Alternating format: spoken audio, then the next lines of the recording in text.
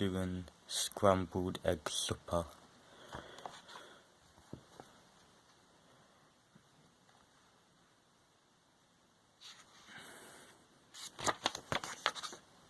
Scrambled egg.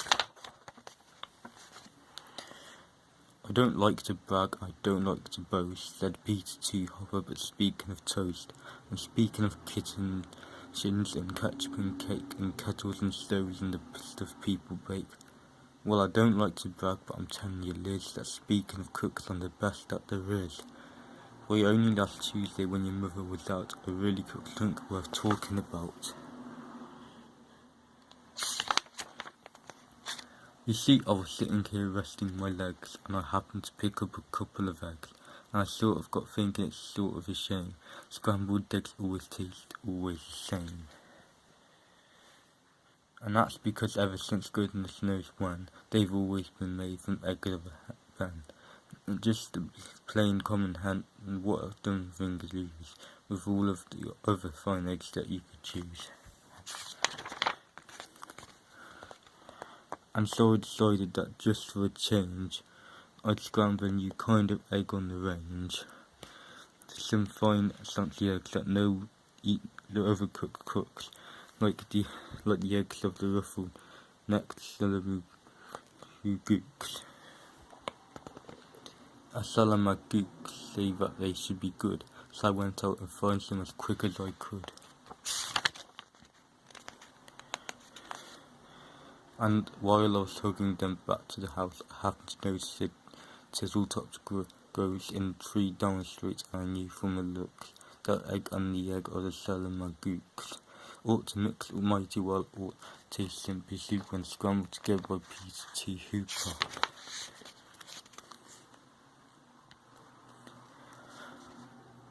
So I took those eggs home and I fizzled them up, and I added some sugar to 1/3 of a cup, and a small pinch of pepper, and also a pound of horseradish sauce that was sitting around, and also some nuts that I tasted stuff, and it tasted quite fine, but not quite fine enough. To make the best scramble that's ever been made, a cook has to cook the best eggs ever laid. So I drove to the country quite rather far out, and I studied the birds that were flitting about. I looked with great care at the mock-noddled finch. I looked at the beak's hard-headed grinch, and also I looked at the shade roosting quail, who was roosting right under a lax tail. And I looked at a spritz and a flannel-winged jay, but I just didn't stop. I kept right on my way, because they didn't have eggs, they weren't laying that day.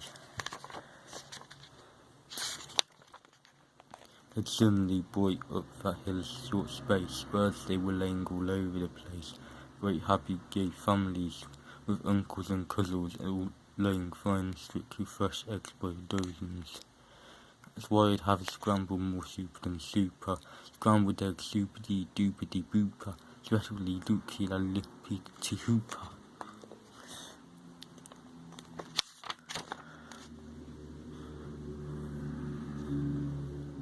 I picked out the eggs in the most careful way. I only picked those that I knew were grade A. I only took eggs from the very best fowls, so I didn't take eggs from the twiddle owls, because I knew that the eggs of those fellows twiddle. Tastes sort of like dust from inside a bass fiddle.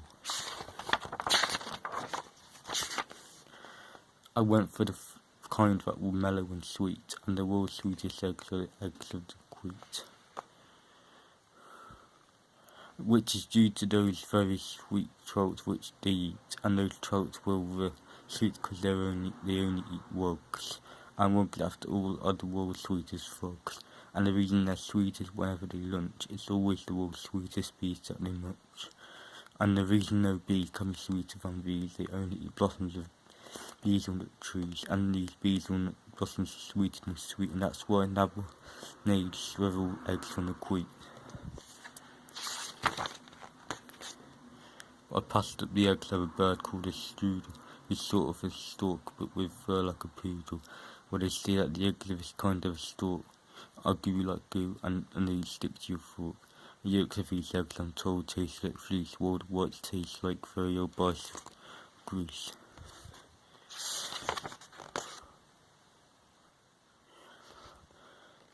The places like hike through the roads that I rambled, and to find the best eggs that have ever been scrambled. I hunted new birds along with wild, tangled trails, through gullies and gulches, down dingles and dales. I wriggled my way and crawled at a creep, through a forest of ferns that was 40 miles deep. And I rushed through the brush till I found a fine quigger. Those eggs as big as a pin had no bigger. Then I went for the eggs of a long-legged quong. Now this quong Welsh is built just a little bit wrong, for her legs are so terribly long that she has to lay legs 20 feet in the air, and they drop with a plop to the ground from up there. Unless you can catch them before the jig crash, you haven't got eggs, you got long-legged hash. Eggs I collected 302, but I needed still more. I suddenly knew that the job was too big for one fella to do, so I telegraphed north to some friends near Fazol, which is 10 miles or so just beyond the North Pole, and they all of them jumped in their catamaran slide, which is sort of a boat made of sea leopard hide, which is steered out to sea to go looking for rice, which is sort of a bird which lays eggs on the ice, which they grabbed with a tool which is known as squitch. Of course those legs are too cold to be touched without inch. Which.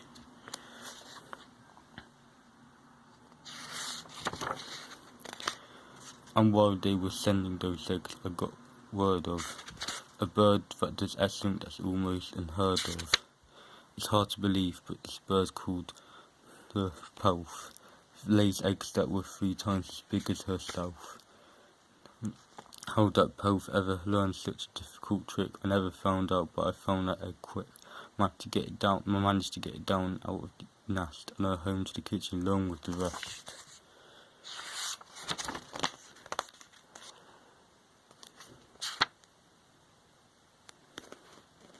But I didn't stop them because I knew of some ducks by the name Single File was the main ducks who stole single file through the mountains of Zums, quite oddly enough with their eggs on their thumbs, and some fellows in Zummers whom I happened to know just happened to catch 1,000 or so. They wrapped their eggs and they mailed them by special delivery handler with care. I needed more helpers, and so for resistance, I called up a fellow named Ali long distance, and Ali, as soon as he hung up the phone, picked up a small basket and started alone. They climbed the steps, cragged in the jugs, and Mr. Sluku, they fetched me the egg of a Mr. Sluku cuckoo. Now these Mr. Sluku cuckoos are rather small cows. But these Mr. Sluku cuckoos have lots of big powers. They dived from the skies with wild crackling shrieks, and they jabbed at his legs, and they stabbed at his cheeks. Their yammering, hammering beaks. Brave Ali, he fought his way through, and sent me that egg as I knew he would do for my scrambled egg doopity booper specially duck a la Peter T. Hooper. In the meanwhile, of course, I was keeping real busy collecting the eggs I lashed to see, but they were quite hard to reach, so I wrote on top of a ham ika, sknin ika, swan ika, snop. Then I found a great flock of southwest facing cranes, and I guess they got something that's wrong with their brains. This kind of a crane, when she's guarding her nest, will always stand facing precise southwest, so to get at those eggs weren't hard in the least. I came from behind from precisely northeast.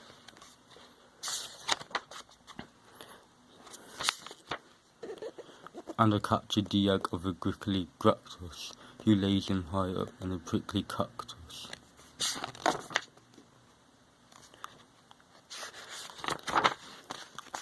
Then I went for some ziffs. They're exactly like zuffs, but the ziffs live on the cliffs and the luffs live on bluffs. And seeing how bluffs are exactly like cliffs, it's mighty hard telling the zuffs from the ziffs. But I know that the egg that I got from the bluffs, if it wasn't ziffs from the cliffs, was a zuffs. Now I needed the egg of a Moth watching snuff. Who's a bird who's so big she scares people to death, and this awful big bird for the reason they name her. The moth watching snuff is 'cause that's how they tame her. She likes watching moths sort of quiets her mind, and while she's watching you sneak up behind and you yank out her eggs. So I got one, of course, with the help of some friends and a very fast horse. If you want to get eggs you can't buy at a store. You have to do things never thought of before. Why, to get the egg of one very small dwarf, we had to pay all of one mountain top off.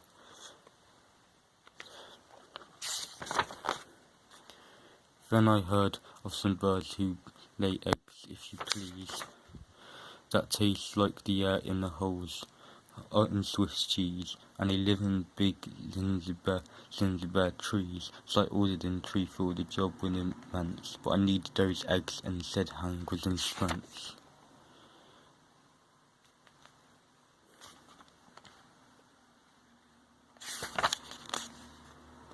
I still needed one more, and I served it for last, the egg of the frightful bombastic guest. And that bird is so mean, and the bird is so fast, that I had to escape on a Jill Icker, just a fleet-footed beast who can run like a deer, but looks sort of different. You can steer him by ear.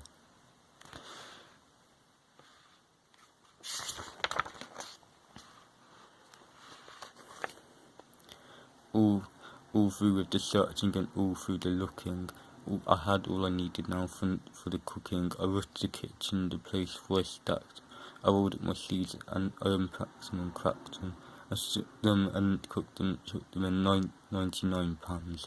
When I mixed in into bees, I used 55 cans. Then I mixed some ginger, 9 3 of 3 figs, and parsley quite sparsely, just 22 sprigs. Then I added 6 cinnamon sticks and a clove, and my scrambled was ready to go on the stove. And you know how they tasted? They tasted just like water. They tasted exactly just like scrambled eggs. Super duper dee doo, especially looks like Peter T. Hooper.